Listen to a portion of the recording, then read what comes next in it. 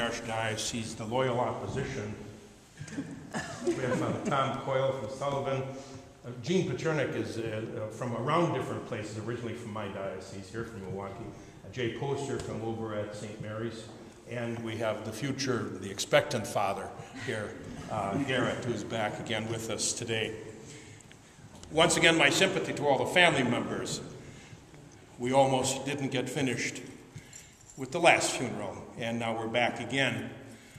Not unexpected because of the age and the health of George, and yet not expected either. There's never a time when we are ready to let go of our loved ones. It's always a mystery of how that happens. I was watching one of the programs on the Civil War this week, and what struck me in there was a letter written by one of the soldiers. I happened to have used it when I spoke up at our cemetery for Memorial Day, and as I was listening to it, I said, this just reminds me a little bit about the situation coming up here with another funeral so soon upon the other one. I'd like to read this to you, particularly because of the last portion of it. In the American Civil War, a week before the Battle of Bull Run, Sullivan Ballou, a major in the 2nd Rhode Island Volunteers, wrote home to his wife in Smithfield. July 14, 1861, Washington, D.C. Dear Sarah, the indications are very strong that we shall move in a few days, perhaps tomorrow, and lest I shall not be able to write you again, I feel impelled to write a few lines that may fall under your eye when I am no more. I have no misgivings or lack of confidence in the cause in which I am engaged, and my courage does not halt or falter. I know how great a debt we owe to those who went before us through the blood and suffering of the Revolution, and I am willing, perfectly willing, to lay down all my joys in this life to help pay that debt. Sarah, my love for you is deathless. It seems to bind me with mighty cables that nothing but omnipotence can break. And yet my love of country comes over me like a strong wind and bears me irresistibly with all those chains to the battlefield. In memory of all the blissful moments that I have enjoyed with you comes crowding over me, and I feel most deeply grateful to God and to you that I have enjoyed them for so long, and how hard it is for me to give them up, and born to ashes the hopes of future years when, God willing, we might still have lived and loved together and seen our boys grown up to honorable men around us. If I do not return, my dear Sarah, never forget how much I loved you, or that when my last breath escapes me on the battlefield, it will be whispering your name. Forgive my many faults and the many pains I have caused you, how thoughtless, how foolish I have been sometimes.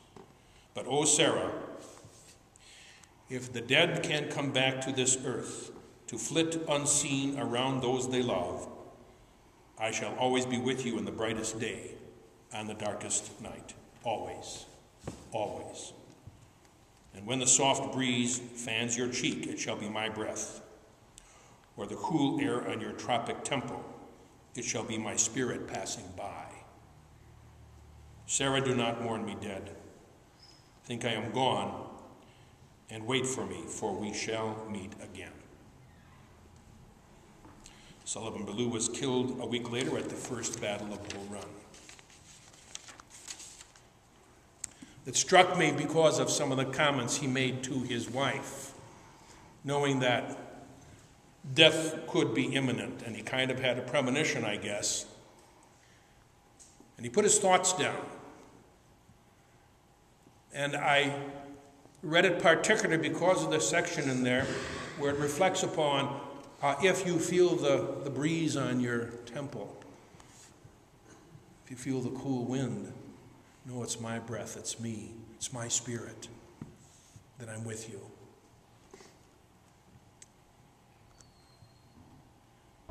The two are back together again now in God's kingdom, no longer separated, no longer in ill health, able to dance around and jump and sing and play with one another, to enjoy the peace of the kingdom. But those of us who remain behind are still bound to struggle. We're in this life yet, and we still have to endure all the things that come ahead, the good things and the bad things, the joys and the sorrows. But as our first reading tells us, and it was dramatically presented, a time to cry and a time to laugh. And so that's what strikes us. It's a time for everything. This is a time for us to be living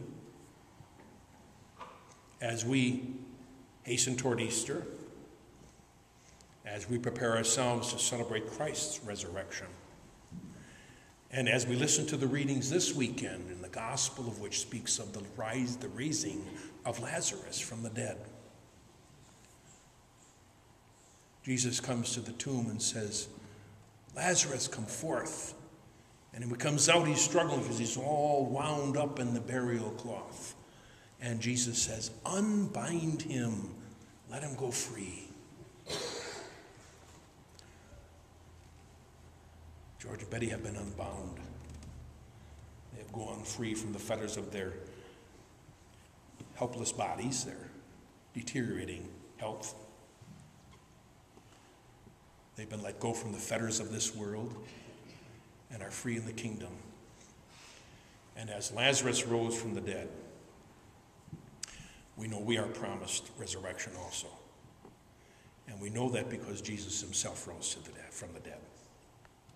So all these things keep coming to us. All these things keep connecting.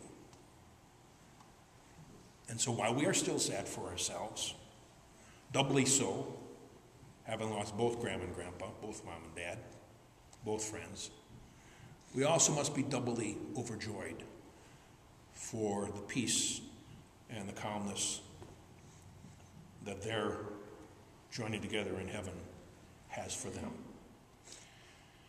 We weep for ourselves, we pray for them, and we pray to them as we pray to all the saints, asking their help for us who remain behind. And we know that if we continue to live with Christ and live out the law of taking care of our neighbor as ourselves, that when we come to the kingdom, the Lord will say, "Come on into the kingdom. I was hungry and I was thirsty. I was imprisoned and I was sick. I was naked. I was shelterless, and you took care of me." Let's take care of each other that way until the day that God calls us to the kingdom. And then George and Betty will come and say, "What took you so long?" Be at peace.